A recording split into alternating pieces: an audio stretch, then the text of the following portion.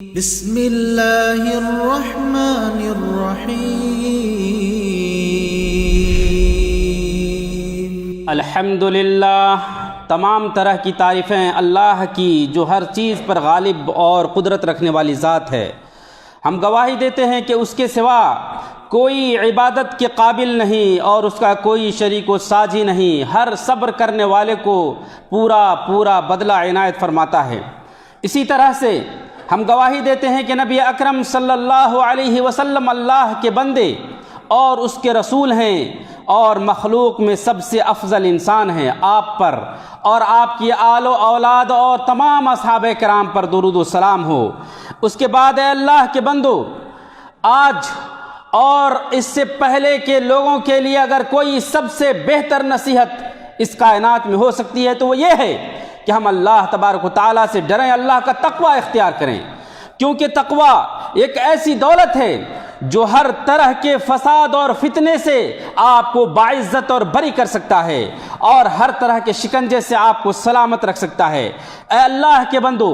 قرآن حکیم یہ اللہ کی جانب سے نور اور ہدایت ہے۔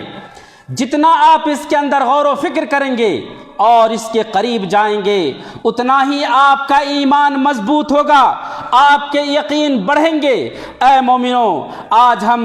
قرآن حکیم کے اس نبوی قصے کا ذکر کرنے جا رہے ہیں جو ہمارے نبی کریم صلی اللہ علیہ وسلم کے ساتھ سن 6 ہجری میں شعبان کے مہینے میں پیش ہوا تھا۔ ایسے عالم میں جب منافقین اور یہود اسلامی نئی حکومت کو مدینے سے جڑ سے اکھاڑ پھینکنا چاہتے تھے، یہاں تک کہ باہری طاقتیں اور دشمنیں بھی اپنا داؤ پیچ لگا رہی تھی کہ اسلام کو مٹا دیا جائے۔ ایسے ہی فضا جب قائم تھی تو وہ ایک گھبرا دینے والا واقعہ، ایک تکلیف دہ واقعہ جو نبی کریم صلی اللہ علیہ وسلم کے دل کو جھنجھوڑ کر رکھ دیا تھا اور غموں اور پریشانیوں اور حیرت کے اندر اللہ کے رسول صلی اللہ علیہ وسلم کا دل ڈوب چکا تھا۔ ایسے ہی وقت میں آپ اندازہ لگائیے کہ آپ صلی اللہ علیہ وسلم کے ساتھ یہ اس لیے ہوا کہ یہ آپ کی شرف و عزت کی بات تھی، اور وہ بھی کس کے ساتھ؟ آپ صلی اللہ علیہ وسلم کی پیاری بیوی حضرت اما عائشہ رضی اللہ تعالیٰ عنہ کے ساتھ۔ ہاں، یہ وہ حادثہ افک ہے، جھوٹا قصہ جسے منافقین نے گڑھا تھا، جس واقعے نے حضرت ابو بکر صدیق اور ان کی بیوی ام رومان کے دلوں کو ہلا کر رکھ دیا تھا، اور ایسے ہی نکد کے اندر ایسے پریشانی کے عالم میں ڈال رکھا تھا جس کی تنگحالی اور جس مصیبت والے ٹوٹنے والے پہاڑ کے بارے میں اللہ ہی کو پتا تھا کہ کیا گزرا ہوگا ان دونوں کے اوپر۔ جی ہاں، صدیقہ بنت صدیقہ اما عائشہ رضی اللہ تعالی عنہ کا یہ واقعہ، وہ خود اپنے واقعے کے بارے میں آپ ذرا اندازہ کیجئے کس طرح محسوس کی ہوں گی ان کو ایسے عالم میں کہ ان کو کچھ پتہ بھی نہیں تھا۔ یہ واقعہ رونما ہوا، اس کی باتیں لوگوں میں گونج رہی تھی لیکن ان کو پتہ بھی نہیں تھا۔ جی ہاں، یہ واقعہ ہے جس نے بہت سارے حقیقتوں کو واشگاف کیا اور مومنوں کو منافقوں سے جدا کیا، پہچان بنائی۔ اللہ تبارک و تعالیٰ نے اسی واقعہ کے سلسلے میں قرآن حکیم کی 10 آیتیں نازل فرمائی جس کی تلاوت قیامت کے آخری صبح تک ہوتی رہے گی انشاءاللہ۔ اس واقعے کا ظاہری حصہ،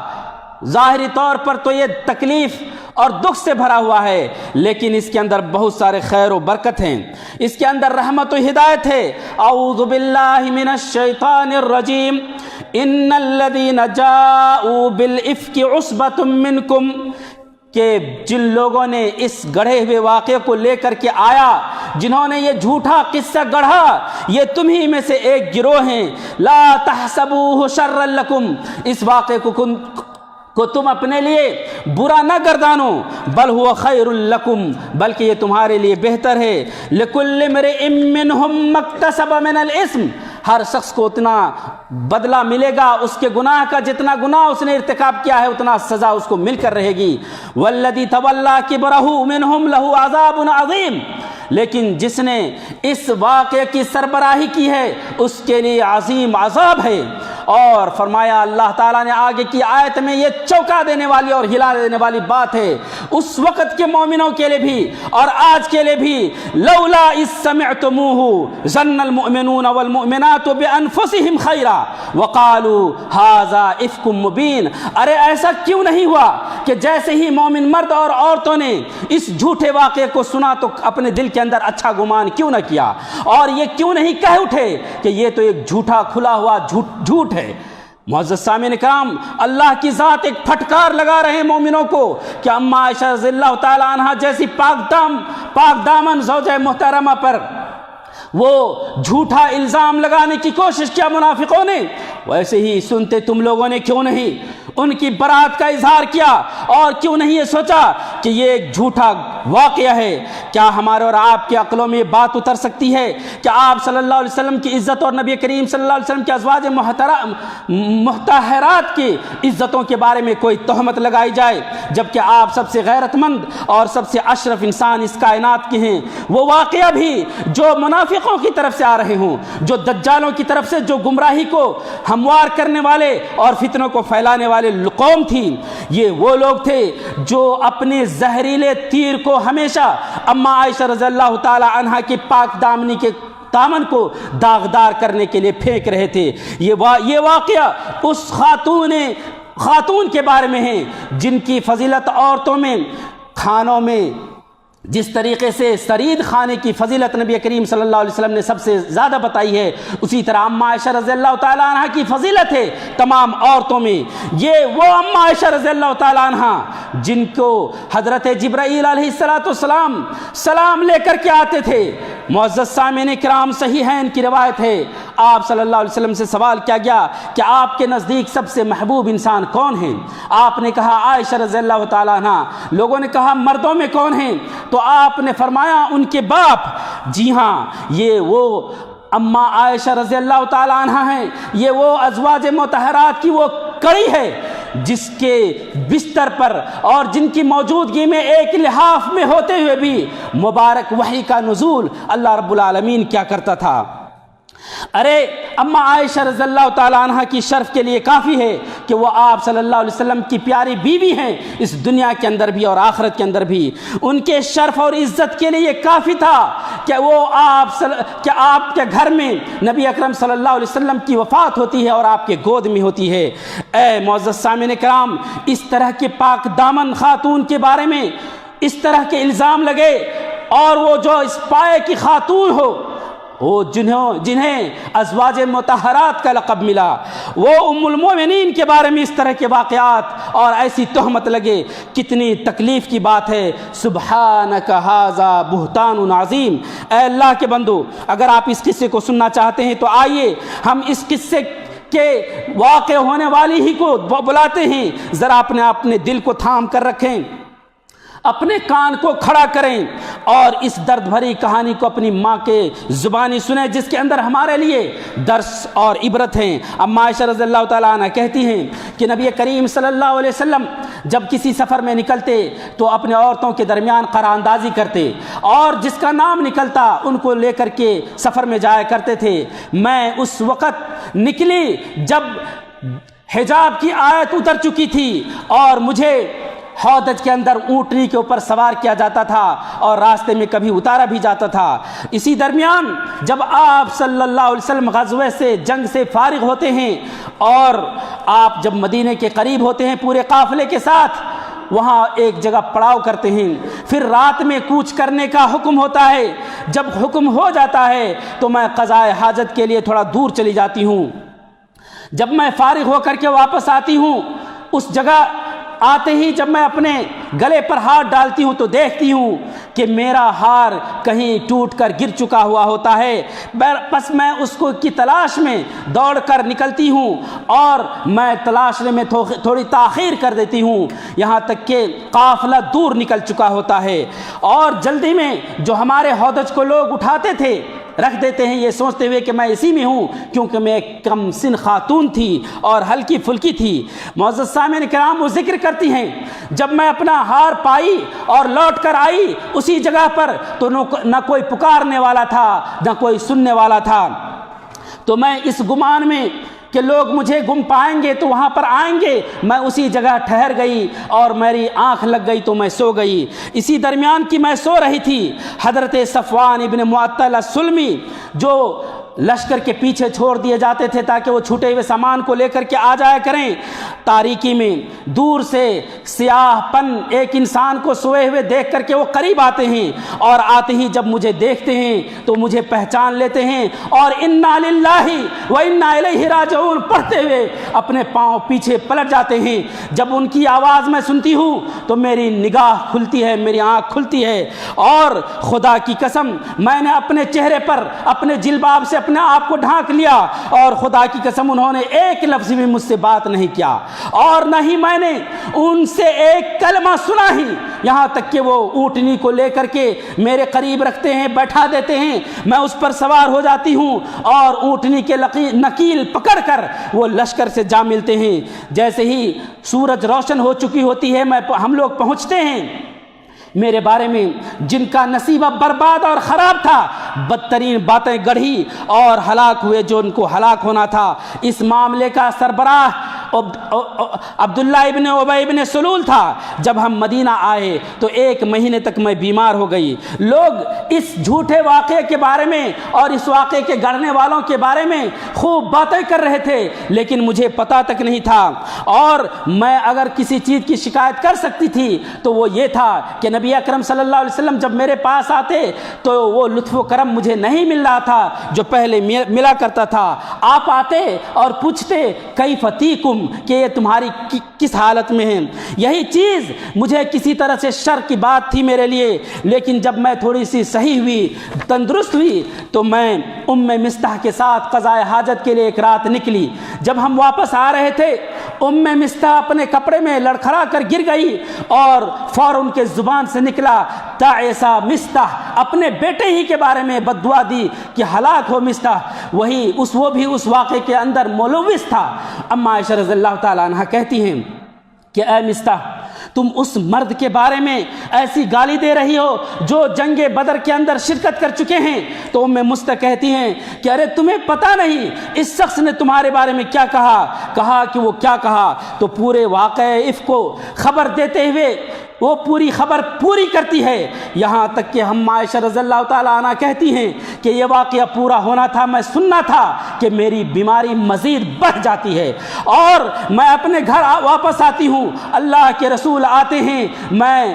وہ وہی جملہ بولتے ہیں کیف تیکم، یعنی یہ لفظ ایسا تھا جو مجھے چبھونے والی تھی۔ آپ صلی اللہ علیہ وسلم، میں نے اپنے گھر جانے کے بارے میں اجازت مانگی، آپ نے مجھے اجازت دے دیا، میں اپنے گھر گئی اور میں اپنے والدین کے پاس جا کر کے اپنی ماں سے کہا اے اماں جان، یہ لوگ ہمارے بارے میں کیسی کیسی باتیں کر رہی ہیں۔ میری ماں کہتی ہے کہ اے میری بیٹی جان، بہت ہی کم ایسی خوبصورت خاتون ہوئی ہیں دنیا میں جو کسی ایسے مرد کے پاس ہو جو انہیں پسند کرتے ہوں، محبت کرتے ہوں، اور ان کے پاس شوقن ہو تو ان کے ساتھ ایسے ہی معاملات ہوتے ہیں۔ میں نے کہا ہائے اللہ، سبحان اللہ، لوگ میرے بارے میں ایسی باتیں کر رہے ہیں۔ میں یہ کہی اور اس رات میں روتی رہی یہاں تک کہ صبح ہو گئی۔ میرے آنکھوں سے آنسو نہیں رک رہے تھے اور نہیں نیند آنے کا نام لے رہا تھا۔ پھر سب صبح ہوئی، آپ صلی اللہ علیہ وسلم نے حضرت ابو طالب اور اسامہ بن زید کو بلا کر میری جدائی اور میرے طلاق کے بارے میں مشورہ کرنے لگے۔ تو جہاں تک اسامہ بن زید کی بات ہے، انہوں نے کہا کہ اللہ کے رسول، یہ آپ کی بیوی ہیں، ہم ان کے بارے میں اچھائی کے سوا کچھ نہیں جانتے۔ اور جہاں تک حضرت علی کی بات ہے تو انہوں نے کہا کہ اللہ آپ پر تنگی نہیں لائے گا، ارے دنیا میں اور بھی عورتیں ہیں۔ اس لیے کہ حضرت علی نے آپ صلی اللہ علیہ وسلم کو جس غم کے اندر، جس تکلیف کے اندر دیکھا تھا، اس لیے وہ یہ کہہ اٹھے اور کہا کہ یہ بریرہ جو ان کی خادمہ ہیں ان کو بلائیے اور پوچھئے۔ آپ صلی اللہ علیہ وسلم نے ان سے پوچھا کہ کیا تم اماں عائشہ کے بارے میں کوئی ایسی چیز زندگی میں دیکھی ہو جو شک میں ڈالتی ہو؟ وہ کہتی ہے والذی بعثک بالحق ان رأیت علیہا امرا قط انہا جاریۃ حدیثۃ سن، کہ اللہ کے رسول، خدا کی قسم اگر میں نے کوئی عیب ان کے اندر دیکھا ہے تو وہ یہ ہے کہ وہ کم سن خاتون ہیں، گھر میں گودھے ہوئے آٹے سے غافل ہو کر سو جاتی ہے اور گھریلو جانور آ کر کے اس کو کھا لیتے ہیں۔ کتنے اچھی طریقے سے وہ پاک بازگی کا اظہار کرتے ہیں۔ آپ صلی اللہ علیہ وسلم یہ سنتے ہیں، ممبر پر کھڑے ہوتے ہیں اور کہتے ہیں، اے مسلمانوں کی جماعت، میری کوئی مدد کرے اس آدمی کے بارے میں جس کی اذیت میرے گھر تک پہنچ چکی ہے، اور میری مدد کرے اس آدمی کے بارے میں جس ایسے آدمی کے بارے میں تو میں نے اپنے گھر والوں کے بارے میں اچھائی کے علاوہ اور کچھ نہیں جانا ہے، میں نے اپنی بیوی کے بارے میں اچھائی کے علاوہ کچھ گمان نہیں کیا ہے، اور وہ بھی تہمت ایسے آدمی کے ساتھ لگایا جا رہا ہے جس آدمی کے بارے میں بھی میرا خیال ہے کہ وہ ایک اچھا آدمی ہے، میرے ساتھ ہی کبھی وہ میرے گھر آیا ہے، تنہائی میں میرے گھر کبھی بھی نہیں آیا، میری یہ حالت تھی کہ میں 2 دن تک روتی رہی، میرے والدین کو لگ رہا تھا کہ روتے روتے میرا کلیجہ پھٹ اٹھے گا۔ آپ ذرا گمان کرو اے مومنو اس واقعے کے مشہد کو، وہ دونوں آپ صلی اللہ علیہ وسلم اس عالم میں آتے ہیں جب ان کے والدین وہاں بیٹھے ہوتے ہیں اور یہ واقعہ چل رہا ہوتا ہے، آپ صلی اللہ علیہ وسلم کے بارے میں کہتی ہیں کہ اس واقعے کے ہونے کے بعد سے کبھی بھی میرے قریب آپ صلی اللہ علیہ وسلم نہیں بیٹھے تھے۔ آپ صلی اللہ علیہ وسلم بیٹھے، کچھ باتیں کی اور کہنے لگی، اے عائشہ، اگر مجھے تیرے بارے میں کچھ ایسی باتیں پہنچی ہے، اگر یہ بات سچ ہے تو تم توبہ کرو، اللہ رب العالمین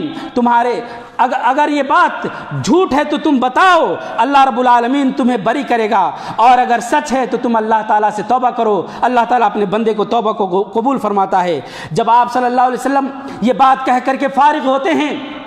اما عائشہ کہتی ہیں کہ حیرانی اس قدر ہوئی کہ میرے آنکھوں کی آنسو سوکھ گئے، اور اس کے بعد میں نے کہا اپنے باپ سے کہ اے میرے باپ، آپ صلی اللہ علیہ وسلم کو جواب دیں۔ انہوں نے کہا کہ مجھے کچھ بن نہیں پڑ رہا، میں ان سے کیا کہوں؟ پھر میں نے اپنی ماں سے کہا، اے اماں جان تو جواب دے میرے جانب سے حضور صلی اللہ علیہ وسلم کو۔ وہ بھی یہی کہتے ہوئے چپ ہو گئی کہ اے میری بیٹی جان، میرے سے کچھ بن نہیں پا رہا کہ میں حضور اکرم کو کیا جواب دوں۔ تو وہ کہتی ہیں، پھر میں بول اٹھی، انی واللہ لقد عرفت انکم قد سمعتم بہذا حتی استقر فی نفوسکم وصدقتم بہ۔ میں نے کہا کہ خدا کی قسم میں جانتی ہوں کہ تم لوگوں نے اس واقعے کو سن رکھا ہے لوگوں سے، اور یہ واقعہ تمہارے دل میں گھر کر چکا ہے، تم نے اسے سچ مان رکھا ہے، اور میں اگر تمہیں کہوں کہ میں بری ہوں، اور خدا کی قسم اللہ جانتا ہے کہ میں بری ہوں، تو تم لوگ میری تصدیق نہیں کرو گے، اور اگر میں کسی بات کا اعتراف کر لوں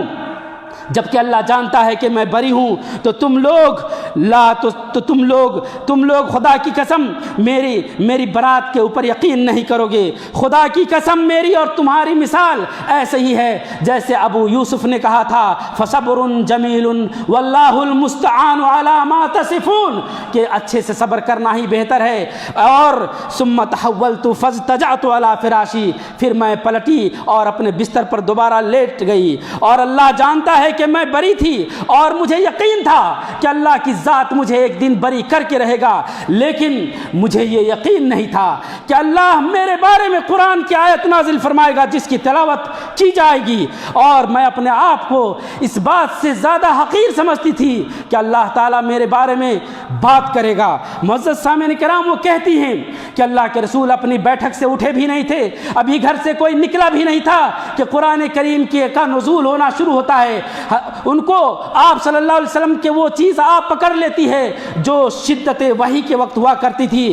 یعنی حضرت جبرائیل علیہ السلام جب آیا کرتے تھے،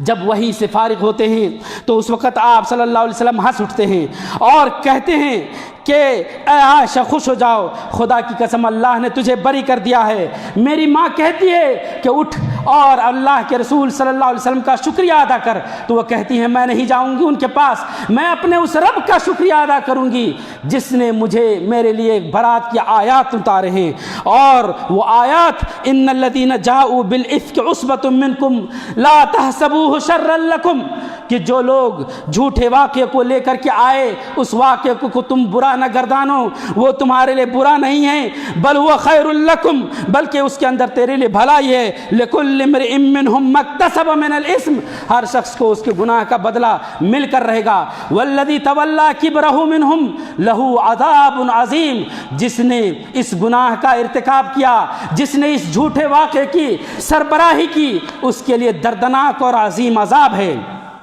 قرآن کریم کی وہ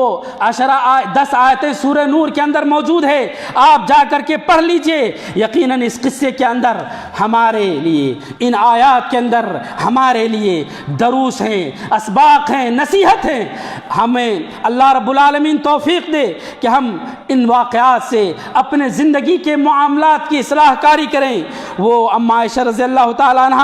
جو امہات المومنین ہیں، اللہ رب العالمین نے ان کی برات کس طریقے سے کی اور انہوں نے کس طریقے سے اس مسئلے کو جھیلا تھا، یہاں تک کہ کچھ دنوں تک وحی بھی رک جاتی ہے۔ اور یہ امتحان اور بلا تھی جب نبی اکرم صلی اللہ علیہ وسلم کے ساتھ اور آل بیت کے ساتھ ایسے واقعات رونما ہو سکتے ہیں۔ تو میرے بھائیوں،